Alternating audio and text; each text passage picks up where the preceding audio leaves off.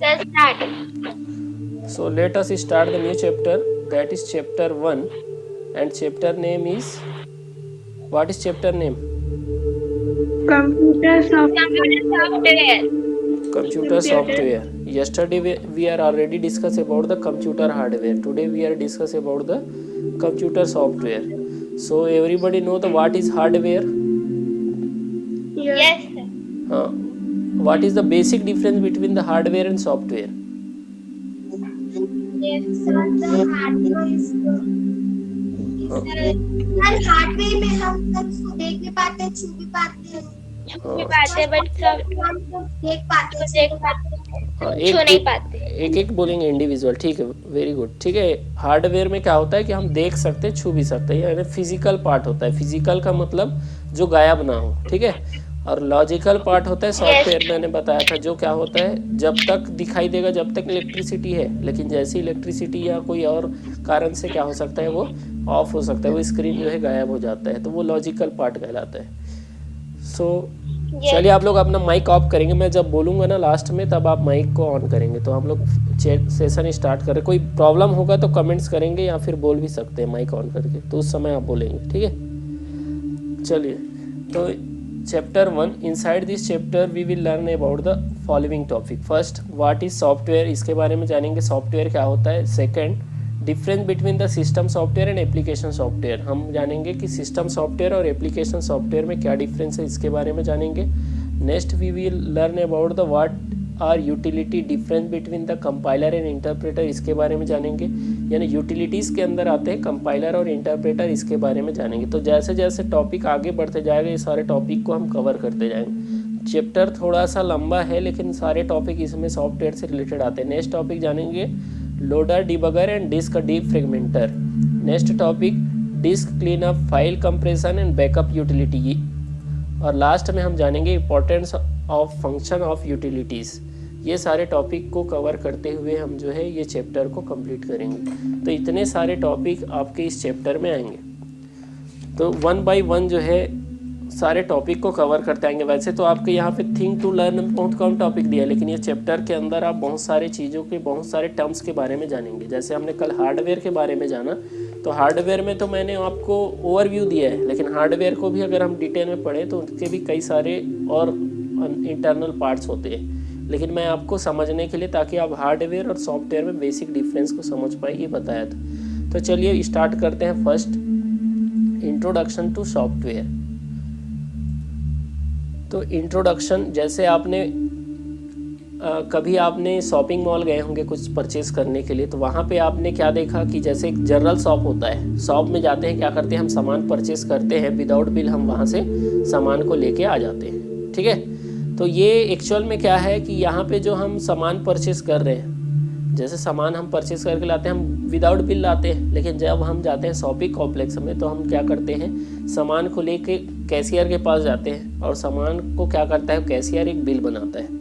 तो बिल बनाने का तरीका उनका क्या रहता है, वो कंप्यूटराइज्ड रहता है, कि हम सामान को देते हैं तो वो क्या करेगा, कंप्यूटर से सामान का नेम डालता है या फिर उसको स्कैन कर लेता है, और उसका बिल जो है, उसका जो प्राइस जो है वो क्या होते जाता है, उस ऐड होते जाता है। ऐसे करके उसको कुछ ही समय पश्चात जो है हमारा जो सिस्टम में जितने का बिल बनता है वो क्या हो जाता है, प्रिंट आउट होके हमको मिल जाता है। तो ये किसके थ्रू हो पाया है, ये कंप्यूटर के थ्रू हो पाया है। और कंप्यूटर में स्पेशली किसके थ्रू, वो स्पेसिफिक सॉफ्टवेयर के थ्रू, जिसके थ्रू हम क्या कर पा रहे हैं, बिल बना पा रहे हैं, ठीक है। तो ये किसके थ्रू हो पाया है, कंप्यूटर में एक स्पेशल टाइप का जो सॉफ्टवेयर है जो क्या करता है, ऑटोमेटिक बिल को जनरेट कर रहा है, और एक्यूरेट बिल होता है। जो आप सामान परचेस करेंगे, सपोज जितने रुपीस और जितने पैसे होगा, सेम टू सेम आपका जो वो एक्यूरेट बिल बना के देता है, ठीक है। तो ये किसके थ्रू हो पाया है, सॉफ्टवेयर के थ्रू हो पाया है। इसमें केवल इंट्रोडक्शन बताया गया कि देखिए हर एक प्लेस में जो है कंप्यूटर का जहाँ जहाँ पे यूज़ हो रहा है वहाँ पे कोई ना कोई सॉफ्टवेयर यूज़ होता है, तभी कंप्यूटर काम कर रहा है। यानी विदाउट सॉफ्टवेयर कोई भी कंप्यूटर काम नहीं कर सकता, वर्क उसका नहीं किया जा सकता। तो यहाँ पे अगर हम एक सॉफ्टवेयर का डेफिनेशन देखें कि सॉफ्टवेयर क्या हो सकता है, तो कंप्यूटर सॉफ्टवेयर क्या होता है, सेट ऑफ इंस्ट्रक्शंस, ठीक है।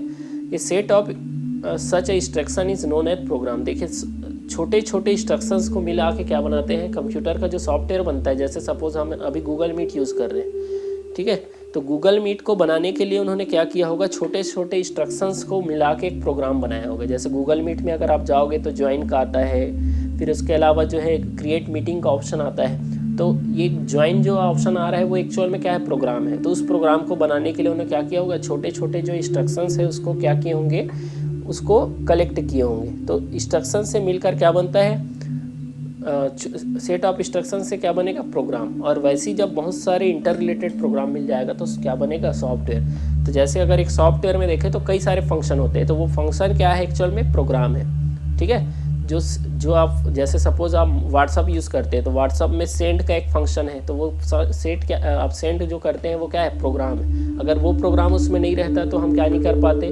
उसमें सेंड नहीं कर सकते। जैसे व्हाट्सअप में नया फीचर आया वीडियो कॉलिंग, तो वीडियो कॉलिंग उसमें क्या जोड़ा गया, नया प्रोग्राम जोड़ा गया। तो कोई भी सॉफ्टवेयर को बनाने के लिए क्या किया जाता है, पहले इंस्ट्रक्शंस को कलेक्ट किया जाता है। तो आपको समझना है कि set of such instructions is known an program. अब कोई भी चीज़, जैसे आप मैथ्स बनाते हैं, ठीक है, मैथ्स को आप सॉल्व करते हैं, हाँ इसको आप लिख सकते हैं। जैसे अगर आ गया आपके सामने, क्योंकि मैं ये जो होमवर्क देता हूँ आपको, होमवर्क किसके बेसिस पे देता हूँ, जो आपका जो क्लास होता है उसी के बेसिस पे देता हूँ। तो अगर आपने ये क्लास अगर अटेंड कर रहे हैं आप, ठीक है, तो क्लास अटेंड कर रहे हैं तो आपका केवल सुनना नहीं है, उससे रिलेटेड मैं कुछ समय के लिए स्लाइड को क्यों रोकता हूँ, क्योंकि आप उसको अच्छे से उसको राइट डाउन कर सकें अपने आपके जो नोट्स है उसमें, ताकि आप उसको इजीली क्या कर पाएँ, उसको आने वाले समय में रिवाइज कर पाएँ। और आपका फेयर नोटबुक बनते जाएगा तो आपको बाद में तो ये क्लास फिर से रिपीट नहीं होगा, तो आप उसको रिवाइज कर सकते हैं। तो set of instructions is known as program, यानी छोटे छोटे इंस्ट्रक्शन। जैसे मैंने आपको बताया कि मैथ्स आपका आप क्वेश्चन सॉल्व करते हैं, सपोज कोई ऐसा क्वेश्चन आ गया जिसमें बहुत सारे, जिसमें प्लस भी है, माइनस भी है, मल्टीप्लिकेशन भी है, डिवीजन भी है, ठीक है। तो क्या हो जाएगा कि आपने पहले क्या किया, एक इंस्ट्रक्शन से आपने पहले क्या किया कि आपने प्लस का क्वेश्चन सॉल्व किया, ठीक है। तो वैसे ही आप क्या करते हैं, सीक्वेंस से आप मैथ्स को जैसे सॉल्व करते हैं, वैसे ही जब सॉफ्टवेयर बनाया जाता है तो सबसे पहले क्या किया जाता है, बहुत सारे इंस्ट्रक्शंस को मिला के प्रोग्राम बनाया जाता है, और बाद में बहुत सारे प्रोग्राम को मिला के क्या बन जाता है, सॉफ्टवेयर बना जाता है, ठीक है। In the other word, software is a collection of organise instructions that direct a computer to carry out the specific task. हर एक सॉफ्टवेयर का देखो, हर एक सॉफ्टवेयर का अलग काम है। अगर हम गूगल मीट का यूज़ कर रहे हैं तो गूगल मीट का काम क्या है कि हम 100 स्टूडेंट के साथ कनेक्ट हो सकते हैं। वही जब हम व्हाट्सएप की बात करते हैं तो व्हाट्सएप में भी वीडियो कॉलिंग होता है, लेकिन व्हाट्सएप में 5 लोगों से हम बात कर सकते हैं, ठीक है। तो उसका इंटरफेस अलग है। तो हर एक सॉफ्टवेयर का क्या होता है, अलग अलग काम होता है। तो यही चीज़ दिया गया है। In the other word, software is a collection of organise instructions. बहुत सारे इंस्ट्रक्शंस को क्या किया जाता है, सीक्वेंस में ऑर्गेनाइज किया जाता है, और हर एक जो सॉफ्टवेयर रहता है उसका अलग अलग काम होता है। तो जिस काम के लिए आपने जो सॉफ्टवेयर बनाया है, जो सॉफ्टवेयर बनाने वाला रहता है वो क्या करता है, अलग अलग कामों के लिए सॉफ्टवेयर को डिज़ाइन करता है। कि कोई सॉफ्टवेयर जो है सॉन्ग सुनने के लिए काम आता है, कोई सॉफ्टवेयर हमको मोबाइल में क्या करते हैं, फ़ोटो को देखने का काम आता है, इमेजेस को, ठीक है। तो हम ऐसा नहीं कि फ़ोटो देखने वाले में सॉन्ग सुन सकते हैं क्या, नहीं सुन सकते, क्योंकि उसका काम अलग है। और सॉन्ग सुनने वाले में हम फ़ोटो नहीं देख सकते क्योंकि उसका काम अलग है। तो हर एक सॉफ्टवेयर का अपना स्पेसिफिक वर्क है। तो सॉफ्टवेयर को बनाने, जैसे यहाँ पे नीचे आपको एक सॉफ्टवेयर दिख रहा होगा, 3 सॉफ्टवेयर का एग्जांपल यहाँ पे दिख रहा होगा, MS word, MS excel and MS PowerPoint. तीनों का काम क्या है, अलग अलग है। कि MS वर्ड में हम डॉक्यूमेंट क्रिएट कर सकते हैं, एक्सेल में हम क्या कर सकते हैं, आगने वाले समय में हम पढ़ेंगे, आपके बुक में है MS वर्ड, एक्सेल और पावरपॉइंट। तो आपको मालूम होना चाहिए कि सब सॉफ्टवेयर का अलग अलग यूज़ है। जो जिस काम के लिए आप जिस सॉफ्टवेयर यूज़ कर रहे हैं उसको आप दूसरे काम में यूज़ नहीं कर सकते, क्योंकि उनका फील्ड अलग हो जाएगा, ठीक है। यहाँ तक आपको समझ आया सॉफ्टवेयर क्या होता है? Yes sir. ठीक, नेक्स्ट आते हैं हम।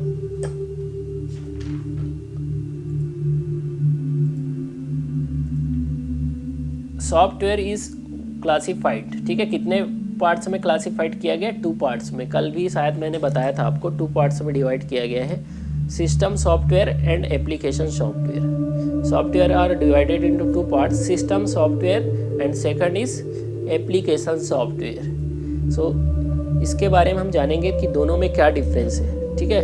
Late us now to try and understand the difference between the 2। दोनों में क्या डिफरेंस है, system software and application software में क्या डिफरेंस है। तो पहले आज का सेशन तो हम लगभग आपका सिस्टम सॉफ्टवेयर के ऊपर डिपेंड रहेगा।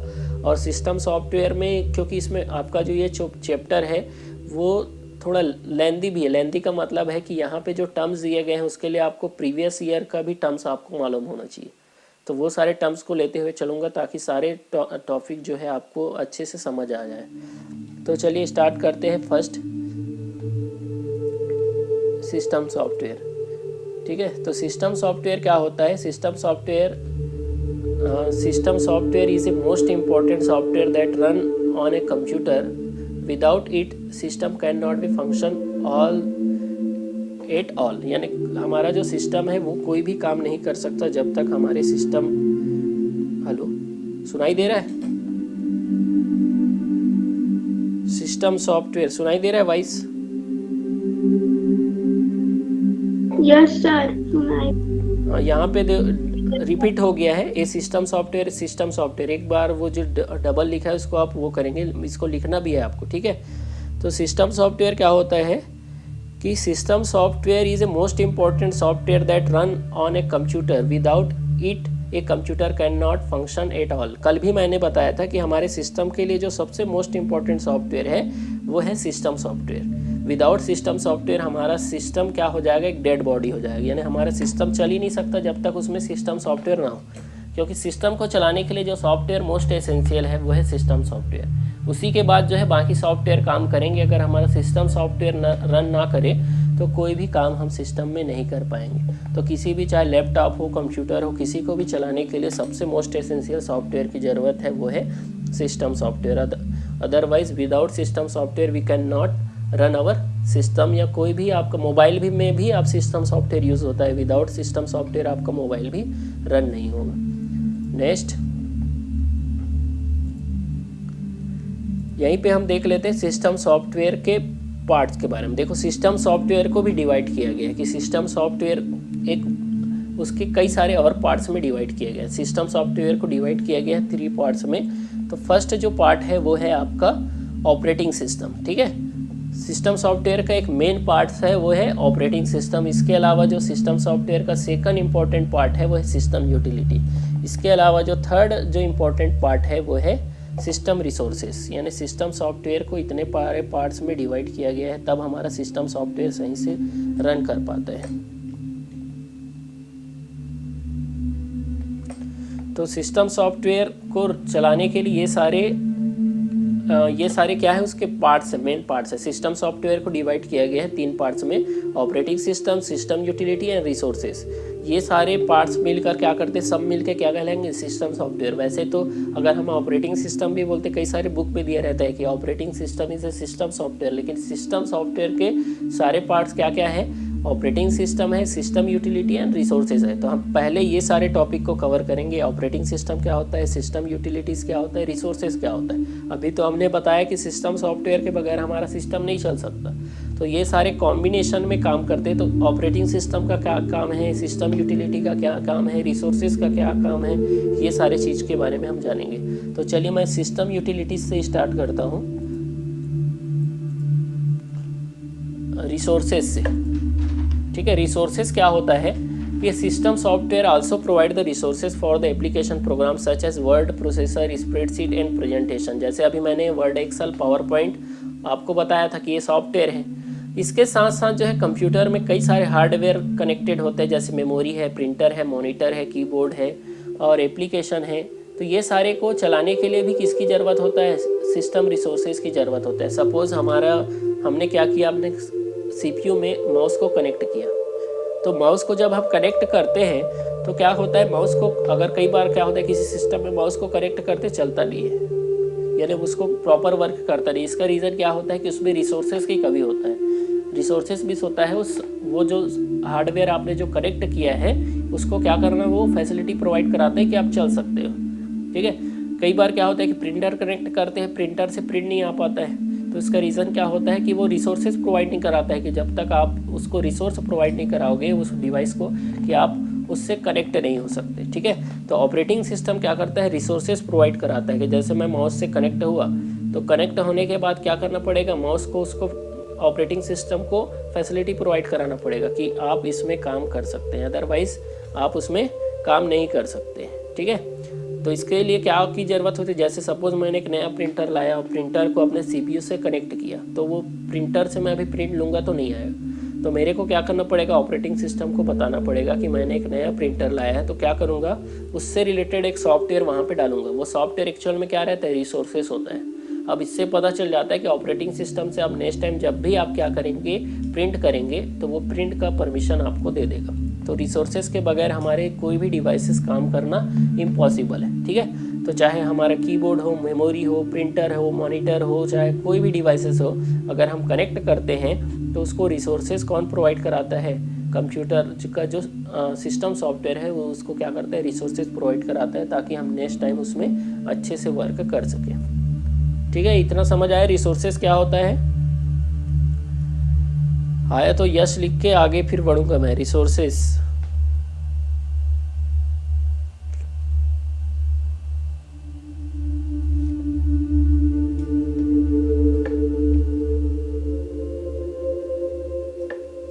Yes sir. चलिए नेक्स्ट। Yes sir. तो रिसोर्सेज समझ आ गया ना। नेक्स्ट टॉपिक में आते हैं हम। नेक्स्ट टॉपिक आपका है ऑपरेटिंग सिस्टम। ठीक है, ऑपरेटिंग सिस्टम क्या होता है, कल भी मैंने बताया था कि ऑपरेटिंग सिस्टम क्या करता है कि सिस्टम को चलाने के लिए जिस सॉफ्टवेयर की ज़रूरत होता है वो तो सिस्टम सॉफ्टवेयर, लेकिन सिस्टम सॉफ्टवेयर का मोस्ट एसेंशियल पार्ट है वो ऑपरेटिंग सिस्टम। ऑपरेटिंग सिस्टम क्या करता है, ऑपरेटिंग सिस्टम का मेन काम होता है कि वो यूज़र और कंप्यूटर हार्डवेयर के बीच क्या करता है। ये यूज़र दिख रहा है, यूज़र जो है आपके प्रिंटर, माउस, कीबोर्ड का यूज़ कब कर पाएगा, जब वो ऑपरेटिंग सिस्टम काम करे। और ऑपरेटिंग सिस्टम में क्या इंस्टॉल होता है, एप्लीकेशन। सपोज हम गूगल मीट यूज़ कर रहे हैं, ठीक है, तो ये हमारा मोबाइल है, मोबाइल हार्डवेयर हुआ।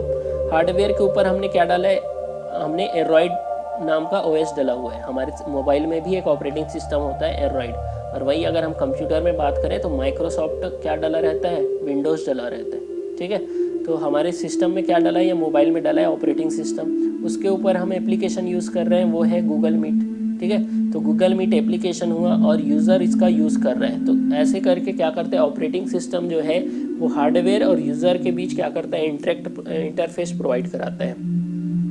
तो यहीं पे दिया है, the most important component of system software is operating system.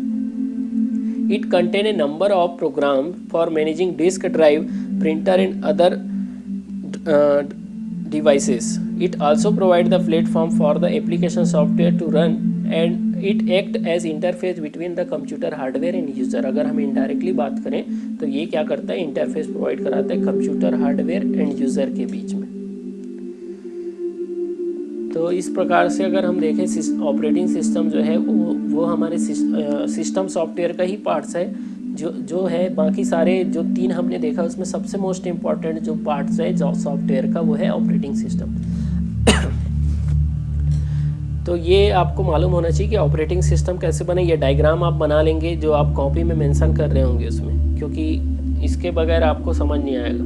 ठीक है, तो एक डायग्राम आप बना लेंगे ताकि आपको समझ आए कि ऑपरेटिंग सिस्टम कैसे काम करता है. तो हार्डवेयर के ऊपर इंस्टॉल होता है ऑपरेटिंग सिस्टम, ऑपरेटिंग सिस्टम के ऊपर इंस्टॉल होता है एप्लीकेशन, और एप्लीकेशन का यूज़ कौन करता है, यूज़र यूज़ करता है. तो इस प्रकार से हमारा ऑपरेटिंग सिस्टम बनता है. नेक्स्ट यहाँ पे देख लेते हैं types of some example of operating system. कुछ एग्जांपल है ऑपरेटिंग सिस्टम के जो यहाँ पे हम पढ़ रहे हैं कंप्यूटर के बारे में. तो कंप्यूटर से रिलेटेड ही हम क्या करेंगे, ऑपरेटिंग सिस्टम का एग्जांपल पढ़ेंगे. देखिए कौन कौन सा एग्जांपल है. तो यहाँ पे कुछ जो है पर्सनल कंप्यूटर से रिलेटेड ऑपरेटिंग सिस्टम, जैसे लाइनेक्स. आगे पढ़ेंगे हम लाइनेक्स क्या होता है.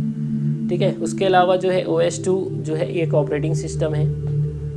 फिर उसके अलावा जो है विंडोज़ कुछ ये ऑपरेटिंग सिस्टम है. तो विंडोज़ का यूज़ जनरली हम जो अभी यूज़ कर रहे हैं वो विंडोज़ ऑपरेटिंग सिस्टम है. तो इस प्रकार से ये पर्सनल कंप्यूटर के लिए ऑपरेटिंग सिस्टम, पर्सनल का मतलब जो घर में यूज़ किया जाता है वो.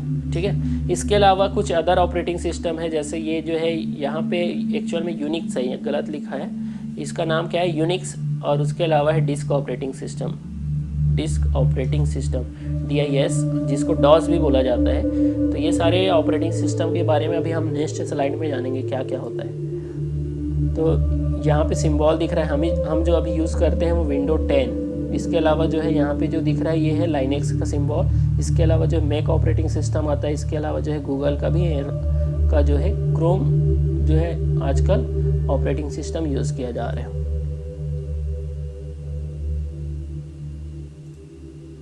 अब टाइप्स ऑफ ऑपरेटिंग सिस्टम आते हैं।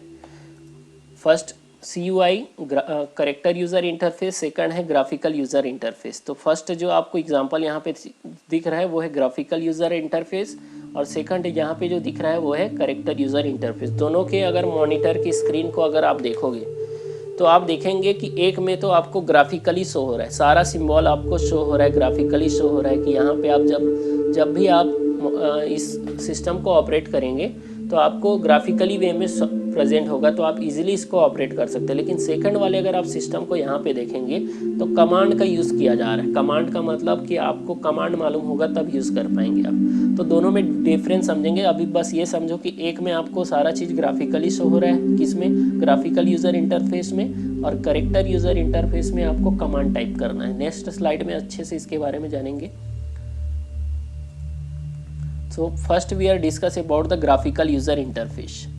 एक्चुअल में होता क्या है कि एंशियंट टाइम में जो कंप्यूटर आता था उसको ऑपरेट करने के लिए कमांड का यूज़ किया जाता था। तो कमांड वही यूज़ कर पाएगा जिसको कमांड मालूम है। लेकिन आज के समय में हम 1-2 दिन में ही कंप्यूटर सीख पा रहे हैं, इजीली हम ऑपरेट कर पा रहे हैं। 2 दिन में हम कंप्यूटर को अच्छे से सीख पाते हैं। क्यों? क्योंकि कंप्यूटर को ग्राफिकल वे में हमको क्या करना पड़ता है, ऑपरेट करना। ग्राफिकल का मतलब हम कीबोर्ड और माउस से हमको सारा चीज़ मॉनिटर की स्क्रीन में शो होता है। लेकिन एंशियंट टाइम में ऐसा नहीं होता था। एंशियंट टाइम में क्या होता था कि आप जो कंप्यूटर ऑपरेट करते थे उसमें आपको कमांड मालूम होना चाहिए कि सपोज़ आपको कोई फाइल क्रिएट करना है, ठीक है, तो उसके लिए आपको क्या की ज़रूरत होगी, कमांड की ज़रूरत। आपको कमांड मालूम होना चाहिए, तभी आप उस सिस्टम को अच्छे से ऑपरेट कर पाएंगे।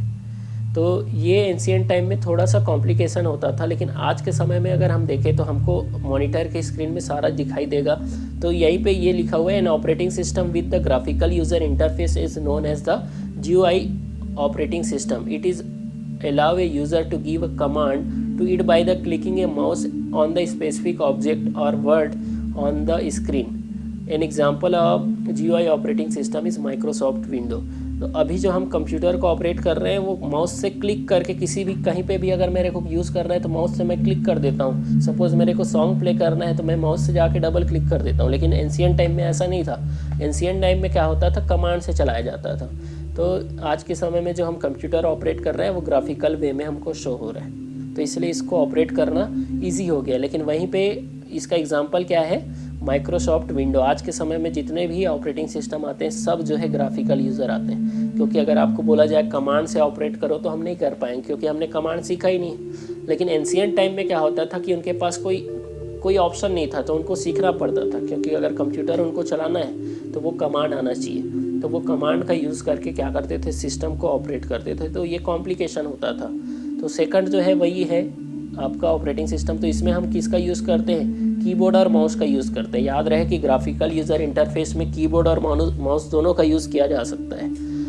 वहीं अगर हम सेकंड बात करें तो सेकंड जो हमारा ऑपरेटिंग सिस्टम है वो है character user interface. Character user interface में क्या होता है, an operating system with the command user interface is known as the CUI operating system. In the order to give the command to a CUI operating system, keyword associated with the specific task must be typed using the keyboard. इसमें आपको computer में keyboard से type करना पड़ेगा, क्योंकि आपको command अभी आपको क्या करना है, माउस यूज़ नहीं करना है।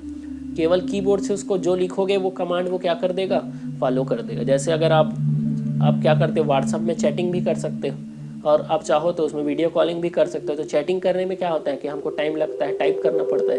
तो वो तो हमको मालूम है टाइप करना, तो आप कर पा रहे हैं। लेकिन कंप्यूटर को ऑपरेट करने के लिए आपको क्या करना पड़ेगा, उसका जो कमांड है उसको आपको सीखना पड़ेगा।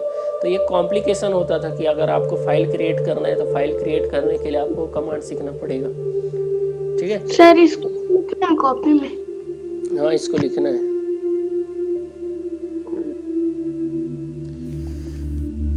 ठीक है, तो ये सारे कॉम्प्लिकेशन होता था। क्या होता था कि इसके कमांड आपको मालूम होना चाहिए। तो ये कॉम्प्लिकेशन के कारण से ये ऑपरेटिंग सिस्टम आज के समय में यूज़ नहीं होता। इसका एग्जांपल है MS-DOS। ठीक है, CUI का जो एग्जांपल है वो आपको याद होना चाहिए। इससे पहले हम जो ग्राफिकल यूज़र इंटरफेस पढ़े थे उसका एग्जांपल क्या था, माइक्रोसॉफ्ट विंडो था, लेकिन इसका एग्जांपल है MS DOS, Microsoft disk operating system. तो यहाँ पे माउस का यूज़ नहीं किया जाए क्योंकि आपको कमांड है, यहाँ कमांड का यूज़ करना है। यहाँ पे ग्राफिकली कुछ शो नहीं हो रहा है, तो माउस से तो आप कर्सर कहीं पे भी ले नहीं जा सकते, तो इसमें केवल कीबोर्ड का ही यूज़ किया जाएगा। ठीक है, करेक्टर यूज़र इंटरफेस जो सिस्टम रहेगा उसमें किसका यूज़ किया जाएगा, केवल कीबोर्ड का यूज़ किया जाएगा। तो इस प्रकार से आप दोनों में डिफरेंस आप समझ सकते हैं। नेक्स्ट हम देखते हैं कंप्यूटर के लैंग्वेजेस के बारे में। ठीक है, आपके इसके बाद दिया यूटिलिटीज़ के बारे में, लेकिन यूटिलिटीज़ जानने से पहले आपको कंप्यूटर लैंग्वेज जानना पड़ेगा। तो सर नहीं दिख रहा। नहीं दिख रहा है? Yes sir. किसी को नहीं दिख रहा है क्या? नो सर दिख रहा है। दिख रहा है क्लियर। देखो आप फिर रिकनेक्ट करके देखो, आपके मगर नहीं दिख रहा है तो यहाँ तो बाकी लोग को दिख रहा है, यानी मेरे तरफ से कोई प्रॉब्लम नहीं है।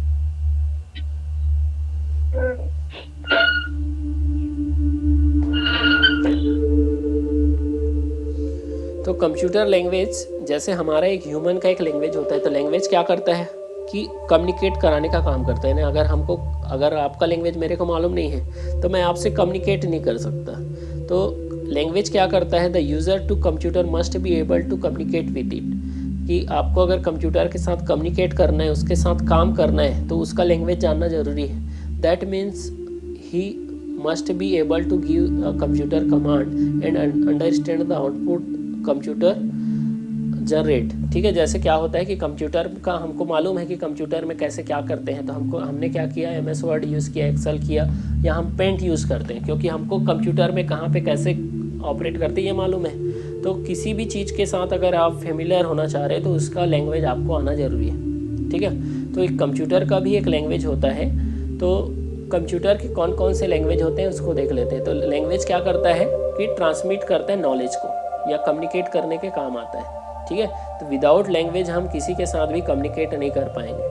कि अगर लैंग्वेज जैसे आप साउथ इंडिया चले गए तो साउथ इंडिया में आप वहाँ पे तेलुगु यूज़ किया जाता है, कन्नड़ यूज़ किया जाता है, तो आप उससे कम्युनिकेट नहीं कर पाएंगे, उसके साथ बात नहीं कर पाएंगे, उनका वो जो क्या बोलना चाह रहे हैं वो नहीं समझ पाएंगे, और आप क्या बोलना चाह रहे हैं वो नहीं समझ पाएंगे। तो वैसे ही कंप्यूटर को समझने के लिए भी कंप्यूटर का एक लैंग्वेज बनाया गया है। तो क्या क्या लैंग्वेज है देखते हैं, कंप्यूटर में कौन कौन सा लैंग्वेज यूज़ किया जाता है।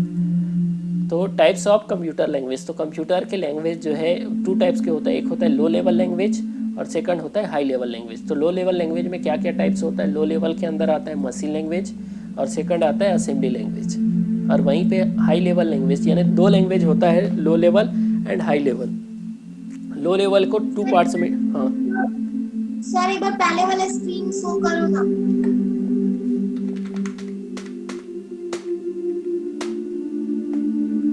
ठीक है,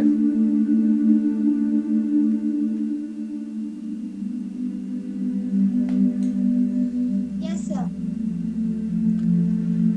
चलिए ठीक है। तो ये कंप्यूटर लैंग्वेज, ये 3 टाइप्स ऑफ कंप्यूटर लैंग्वेज होता है। फर्स्ट हो गया,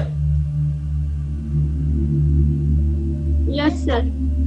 चलिए 3 types of computer language, generally इसको 2 पार्ट्स में, लेकिन आप इसको 3 मान के चलो। फर्स्ट जो है मशीन लैंग्वेज, सेकंड जो है असेंबली लैंग्वेज, और थर्ड हाई लेवल लैंग्वेज मान के। ठीक है, तो लो लेवल को 2 पार्ट्स में डिवाइड किया गया, machine language and assembly language, और उसके अलावा जो एक और लैंग्वेज है जो हाई लेवल लैंग्वेज। अब ये एक चीज़ आपको याद रखना है कि कंप्यूटर आज भी एक ही लैंग्वेज समझता है, वो है machine language.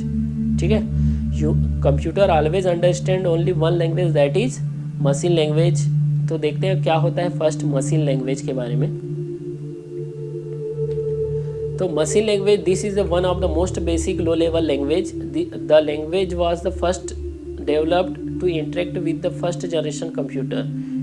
It is written in the binary code or machine code, which means it basically comprise of only 2 digit 1 and 0. देखो जो मशीन का जो फर्स्ट जनरेशन का जो लैंग्वेज था वो था मशीन लैंग्वेज। और मशीन लैंग्वेज क्या होता है, आपने इससे पहले क्लास में भी पढ़ा होगा कि मशीन लैंग्वेज क्या होता है, कंप्यूटर केवल 0 और 1 को समझता है।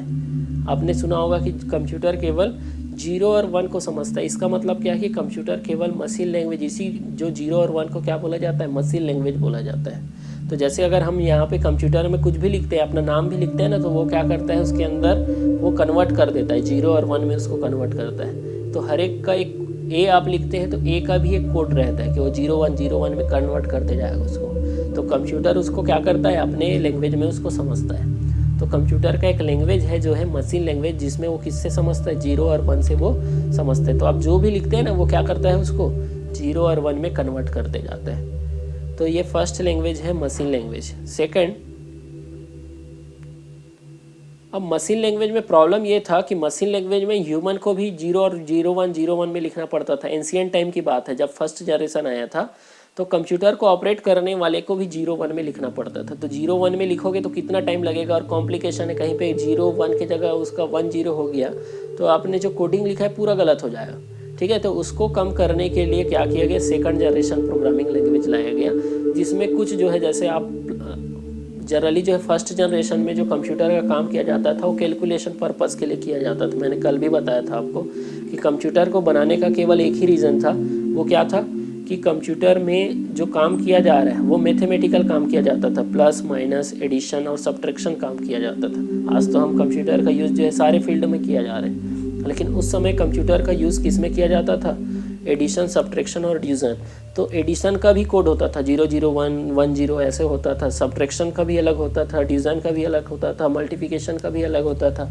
तो उन्होंने क्या किया कि जब असेंबली लैंग्वेज जब आया, नेक्स्ट जनरेशन लैंग्वेज जब आया असेंबली लैंग्वेज, तो उन्होंने क्या कर दिया, जो एडिशन के लिए जो 0101 कोड होता था उसके जगह उन्होंने कीबोर्ड में एक बटन डाल दिया ऐड, सब्ट्रैक्शन के लिए एक बटन डाल दिया सब, डिवीज़न के लिए डिवाइड के लिए उन्होंने बटन डाल दिया DIV, और वैसे ही मल्टीप्लाई के लिए MUX करके उन्होंने क्या कर दिया, कुछ सिम्बॉल बना के कीबोर्ड में डाल दिया। जब वो एडिशन को प्रेस करते थे तो वो क्या हो जाता था कि जो प्लस करना चाहते वो हो जाता था, 0101 टाइप करने से वो क्या हो जाते थे, बच जाते थे। ठीक है, तो इससे पहले से थोड़ा सा क्या हो गया, ईजी हो गया, असेंबली लैंग्वेज आया। तो लेकिन अभी भी कॉम्प्लिकेशन था, बाकी को तो उसको 0101 में ही टाइप करना है, कुछ को उसको क्या करना है, एडिशन, सब्ट्रैक्शन और मल्टीप्लिकेशन को ही वो क्या करता था, उसके लिए ईजी हो गया, लेकिन बाकी सारा चीज़ उसको 01 में टाइप करना पड़ रहा है। ठीक है, तो अभी भी कॉम्प्लिकेशन था, तो इसके जगह में एक नया लैंग्वेज लाया गया, that is high level language. अब हाई लेवल लैंग्वेज की इतना ईजी हो गया कि high level language are those computer language that close to the human language. आज ऐसा हो गया कि हम जो लैंग्वेज यूज़ करते हैं वही हम कंप्यूटर में यूज़ कर रहे हैं। ठीक है, तो ये क्या हो गया, ह्यूमन जैसा इंसान का जो लैंग्वेज है वो कंप्यूटर का लैंग्वेज बन गया आज के समय में। They are English like language, जैसे अगर हम कंप्यूटर यूज़ करते हैं, जिसको इंग्लिश अच्छे से आता है वो अच्छे से कंप्यूटर ऑपरेट कर पाता है। इसका रीज़न क्या है कि कंप्यूटर का जो लैंग्वेज है वो क्या हो गया, जस्ट लाइक इंग्लिश लैंग्वेज हो गया। Therefore, they are easy to understand and writing the instruction in high level language is also easy। इसीलिए आज के समय में जो इंस्ट्रक्शन जो लिखते हैं हम हाई लेवल लैंग्वेज में लिखते हैं, बहुत ही ईजी हो गया, क्योंकि जो इंस्ट्रक्शन जो लिखा जा रहा है वो क्या हो गया, बहुत ही ईजी हो गया। जैसे अगर आप लो लेवल लैंग्वेज में देखेंगे तो उस समय 0101 में अगर आज के समय में हम देखें तो सारा चीज़ क्या हो गया कि हम को दिखाई दे रहा है और इंग्लिश लैंग्वेज में लिख रहे हैं, तो ये क्या हो गया, ईजी हो गया। बस आपको इसको याद रखना है, 3 लैंग्वेज होता है। सबसे पहले आया था मशीन लैंग्वेज, उसमें बहुत ज़्यादा कॉम्प्लिकेटेड था क्योंकि 01 में लिखना पड़ता था।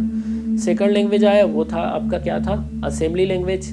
और थर्ड लैंग्वेज जो आया वो हाई लेवल लैंग्वेज है, जो बहुत ही ईजी हो गया, ह्यूमन लैंग्वेज जैसे हो गया। ये आपको याद रखना है, आपके बुक में नहीं दिया, लेकिन आने वाले जो टॉपिक है उसको तब आप समझ पाएंगे जब कंप्यूटर लैंग्वेज आपको मालूम हो। ठीक, नेक्स्ट। तो इस प्रकार से आपका ये आज के लिए मैं इतना ही लेता हूँ और आपके लिए ये कुछ होमवर्क दे रहा हूँ। नेक्स्ट डे हम जो है कुछ और टॉपिक को, इसके बाद जो है यूटिलिटीज़ के बारे में पढ़ना है, तो उसमें लैंग्वेज आपको याद होना चाहिए। ठीक है, तो नेक्स्ट डे आज के लिए जो होमवर्क है वो है ये कि first, what is computer software, write their types, write the different parts of system software, what is operating system, write their types, और what is computer language, write the name of different computer language।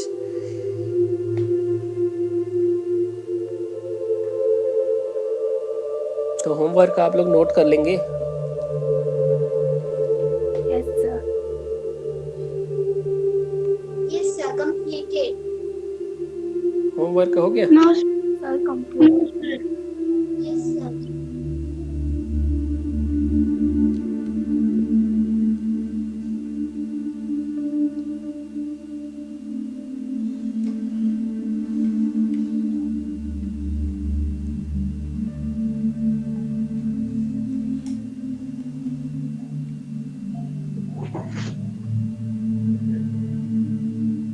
किसी कोई doubt होगा तो पूछ सकते हैं, any doubt? No, sir.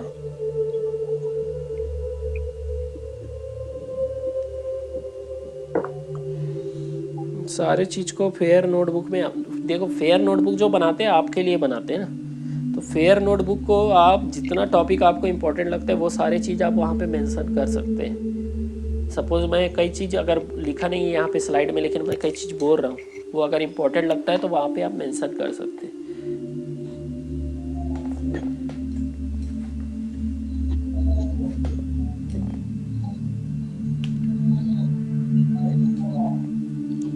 हो गया? Yes sir. Yes, sir. चलिए ठीक है फिर, ठीक है। Thank you all the student, bye. Bye sir.